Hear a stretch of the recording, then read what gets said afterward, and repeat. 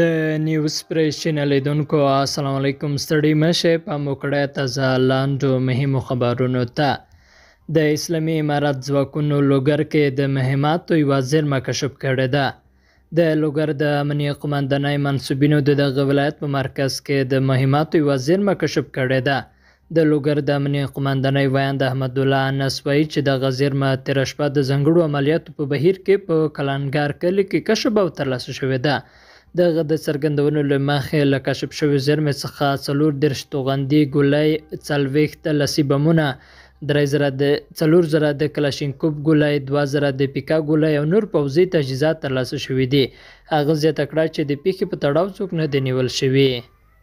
او د پاکستان په کراچۍ ښار کې یوې ښځې پر چیني استادانو ځانمرګی برید کړی. د پاکستان په کراچۍ ښار کې د چین د یوه انسټیټیوټ پر استادانو د بلوچ ازادي غوښتونکې ډلې له لوري په شوي یوه ځانمرګي برید کې د یوه پاکستاني په ګډون 3 چینایي استادان وژل شوي دي. یادې ډلې په یوې خبرپاڼه کې ویلي چې دغه ځانمرګی برید یوې ښځې کړی دی. برید د کراچۍ پوهنتون د چینایي ژبې د زده کړې او کلتور د ودې مرکز د مشر هوانګ پر موټر شوی دی.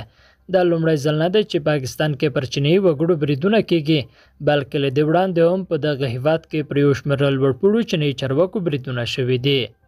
قدرمنو لیدونکو له غوږ نیونه مو مننه.